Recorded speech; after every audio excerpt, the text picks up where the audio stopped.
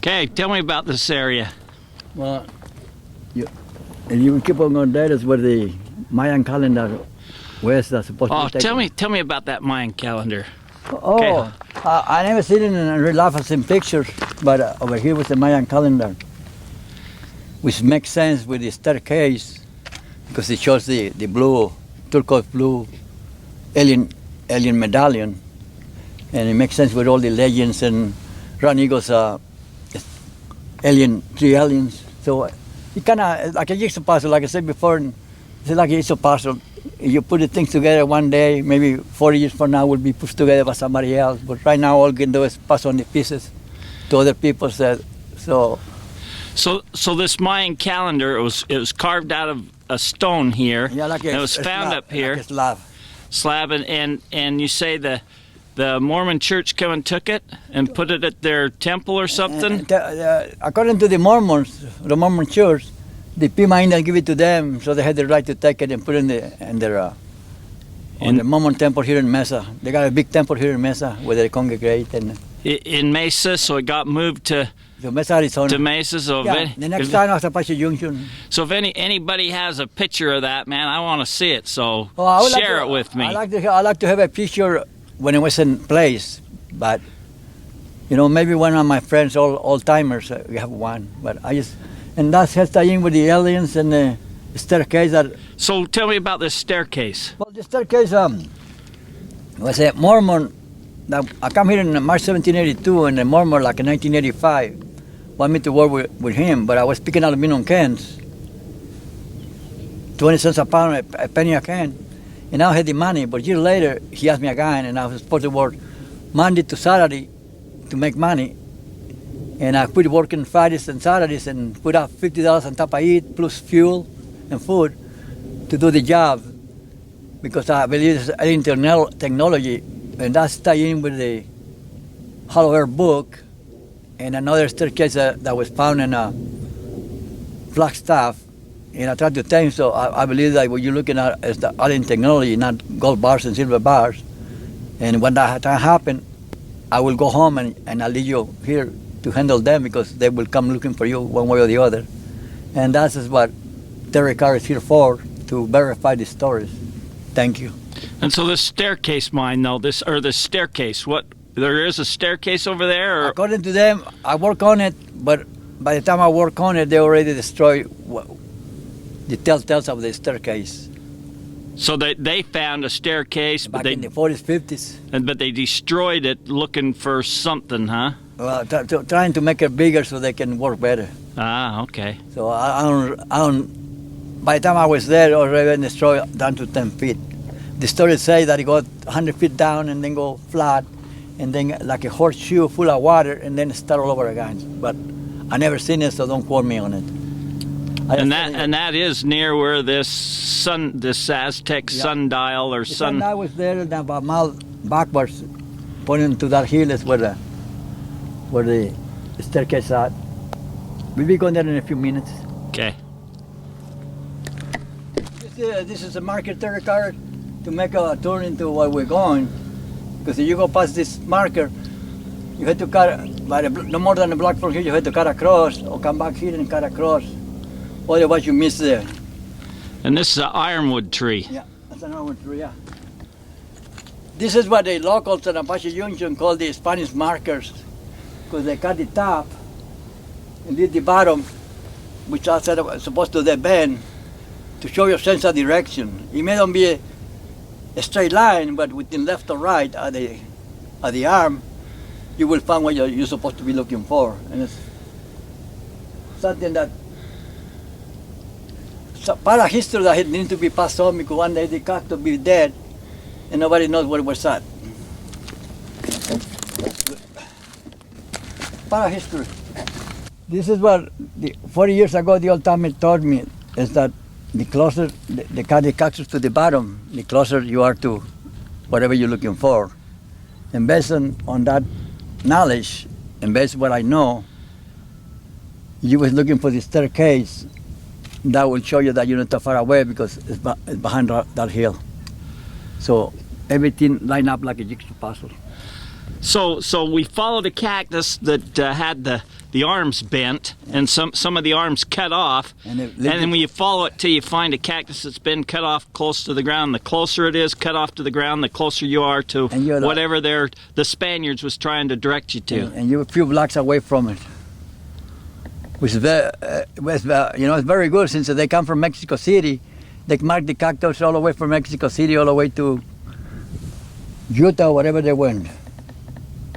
But as long as it was cactus, that's what you follow. You see that white pala rocks? Yeah. That's where we're going. And that's where the so-called spiral staircase is supposed to be at. Like I said, I only went down 10 feet, and by the time I got there, they destroyed the telltales, so I cannot swear to what it looked like, but I just want you to know where we're going. Okay. Thank you.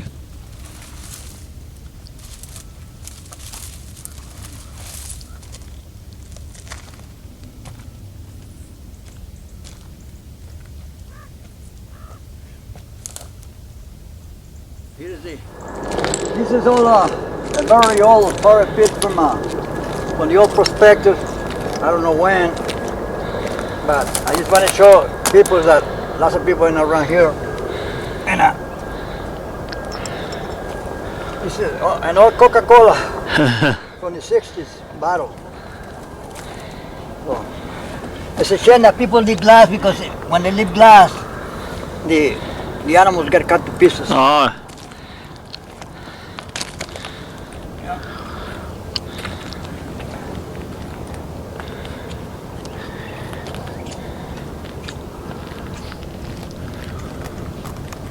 Cut to pieces. Got it sunburn and as smooth as a baby spot. Thank you. So, who was this that you was working for, and what was you looking for, and what did you do? Well, according to him, he was looking for a major treasure, but I told him that he more likely will find alien technology if he find anything. And we come here to work Friday morning, work all day, sleep, get up and next morning, work all day and sleep, and then next morning on Sunday, we work until about lunchtime and leave. I have no regrets about doing it. The only thing that I regret is that we never opened it. So he had how did he think that there was something there? He had a map, he had information from somebody, what made him dig here?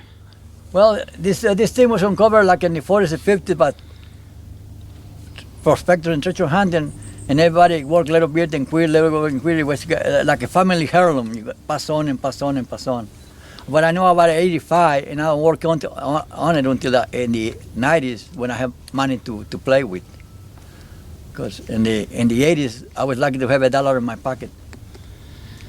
And so he hired you to help him dig this? No, he didn't hire me. He asked me to be his partner, and I had to put up money for food, gasoline, and $50 every weekend to keep the ball rolling. I was a full partner. And then he only was here just a few days, and then he... No, but he was here about 6 weeks and stopped. And then he decided, man, it's nothing here. He quit, huh? Shut it down. I said, okay, but I will never help you to open it again. So what did he think was there? Oh, according to him, it was supposed to be kind of Mayan treasure, and I say, I don't think so. If it's anything, it will be Mayan alien technology. Well, he don't agree with me, but I don't agree with him either, so he never put me wrong, and I never put him wrong either. And he never told you where he got his information from or anything? Or? I found out through the old-timers that he was a Johnny come lately that had been found a long time before him, and that information get passed on and passed on and passed on and passed on. And now I'm passing it to Terry Carter, so maybe he passed it to somebody else.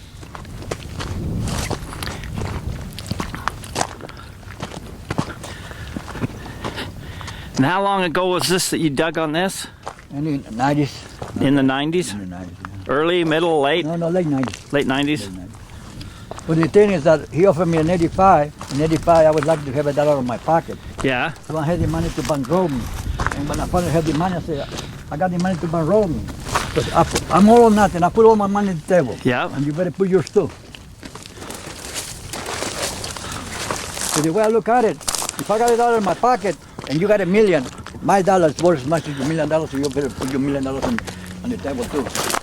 Oh. or get away from me, one or the other. My dollar's worth $1 million. So was this dug on before you got here? Yeah, I've been dug since the 40s. So they've been digging it since the 40s. And they've been passed on and passed on and passed on and passed on and passed on and passed on.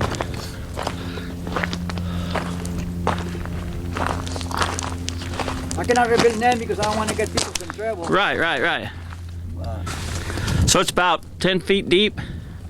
No, it goes like 20 feet down. 20 feet? Oh, and then it goes in. And number 30. And the last time I worked here, which was a long time ago, it was 10 feet deep. And since then, somebody told me it was 50 foot deep, so I don't know. So somebody else has been digging it since you've been here? Since I quit, and I don't know who. Did it look like any... Could you tell, was there been any diggings before? I mean, could you tell if it was filled in, or was it all natural? The only time you fill up is natural because of the rain. Yeah. The rain goes through and brings sand, but besides that, never been filled up that I know. Never been filled.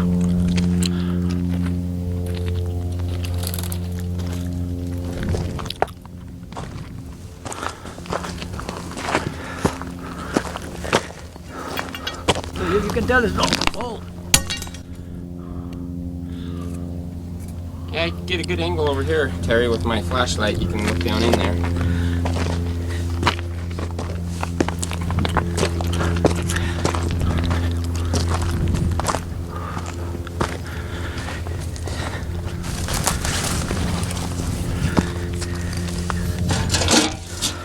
This is what the Indian, I bring the Indian here to him. When I bring the Indian and show to him, he's the one who told me about CBQ. After I show him that one, he said, Salvador, you never showed it to me, and we never tell you about the CBQ, the staircase that they found when they was digging a water treatment, a water sewer treatment. Where'd they find it at? That was CBQ Apache Indian Reservation. Oh, really? Yeah. The reason I found out about it because I showed you the road.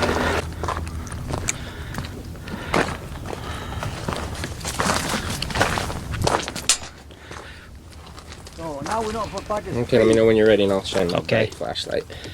Okay. Ready? Yeah. Okay.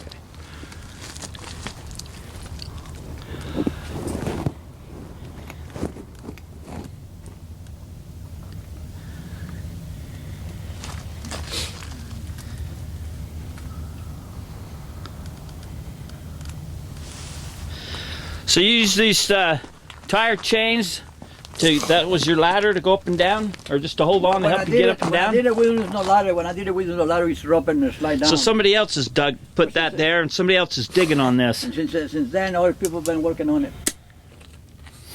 Look at that. That's your old wieners. And it's still good. I mean, I did it for the animals. Ah, bean dip. Taste a little bit of it. Ah, It's bean dip. no, wiener. Wieners. Wieners? Yeah.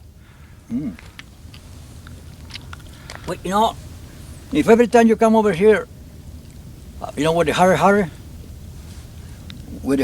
I forgot to bring an offering for the mountain, Ah, and it was upside down, and I always do that, but that's not your fault, it's my fault. If you bring an offering to the mountain every time you come in, the mountain will bless you. You know, people can think whatever they want to. It worked for me. I hope it worked for them. You know? And anyway, I was still in the bottom, and two friends of mine was right here, winching it because the buckets were heavy. man, be careful. Them don't look too stable. Anyway, two friends of mine was there. Because we feel like the buckets over full. Because the less buckets we pull out, the more job we get done. We had two on the top, two in the bottom. I was the first one because I was the smallest. And as I go down, I dig the floor because I sit down on my butt and I was the smallest. And I went and cleared my hair. And the rest was an American, so they was taller than I am. So I was the trailblazer. if I can get it to my height, then it was easy for them to do, and then they get it to their height, and I was the smallest, and then it was the medium guy in the medium, and it was the taller in the back. So we'll work as a team. It was 2 on top, winching, and 3 digging. And then I pick out the dirt from the phone, pass it to the middle guy, and the middle guy bring it out through a hole, hook it up, and help to to pull up. So now you know. And an Indian wanted to see there one time. He come from CBQ, and after I showed it to him, he told me, Salvador, when we did a subterranean panel and a CBQ, we find another one. We don't know how many there are, but number 3 is in CBQ. And the reason I sharing that information with you, because you showed this one to me, otherwise I will never know. You never known about it. So everybody shares information, and then we try to piece it together. So they think this is a staircase down to a tunnel that travels all over the place, or you don't know, or? According to the map, it goes down 100 feet. Go down 100 feet and then go levels, and then after the levels it goes into a horseshoe, which is full of water, and once you get past the water, it goes flat again. But that's according to the maps, don't quote me. And you don't know where the maps come from? The old Spanish maps? The old... It's all hand-drawn. Hand-drawn? On leather? On paper, because everybody passes information. Pass it down. To everybody, and leather, yeah. Okay. Yeah, yep. Sometimes it works and sometimes don't work. So why did you guys stop digging? The guy who was in charge quit. Oh. He called it quits. And you didn't want to continue, Salvador? Hey, I only got screw once, and that's enough. You know, I don't love till you get a screw.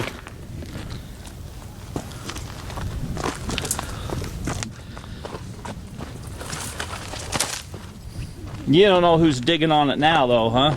No, people don't tell. Everything here is top secret. Top secret, yep.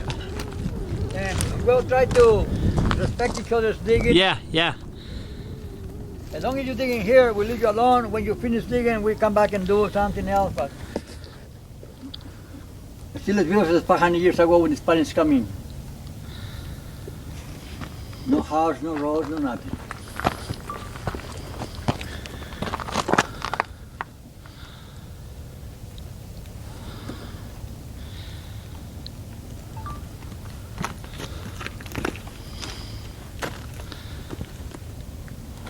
That's where the treasure is, my friend, right there. That's our treasure. So what do you think about, you know, Bob Shoe says the Lost Dutchman wine was the Black Bull or something like that? Bulldog. The Bulldog. And Ron Eagle, he says there was a treasure buried here. What do you think? Is there more here than that? I mean, if these spirits are guarding something, they're guarding something important. Well, I say that in a religious term, but not paranormal terms, the Mexican tell the story in Mexico. Somebody who knew where treasure was at, and when they dig it out, was gold coin, but when they dig it out, it was nothing but ashes. So one of the treasure hunter was a Mexican store owner, and he grabbed some of the ashes and put it in a gallon jar and fill it up. And one day a Mexican brujo, what we call Mexican warlock in America, went to the store and said, you know, you see that jar? It's full of Spanish doubloons, gold doubloons. And the store owner said, I don't see nothing but ashes. And the store owner was so greedy that he rather have nothing than half of the coins. And the moral of the story is that if you're greedy, the gold coin will turn into ashes. But if you get the right person with the right heart, they will not see ashes, they will see gold coins, and you allow them to do their spells. That ash will materialize into gold coins, where he can get half and you get half, and you can actually touch it and spend them. But greed will.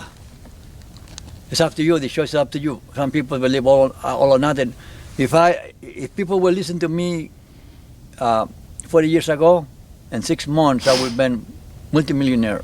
But they give me two choices, all or nothing. And I say, what do you mean by that? I say, and they told me, well, we take it all and you take nothing. I say, then I guess I take nothing, because one day a Mexican brujo or Mexican warlock will come and help me, and I will have 10 times more than I lost. And that's how I feel about it.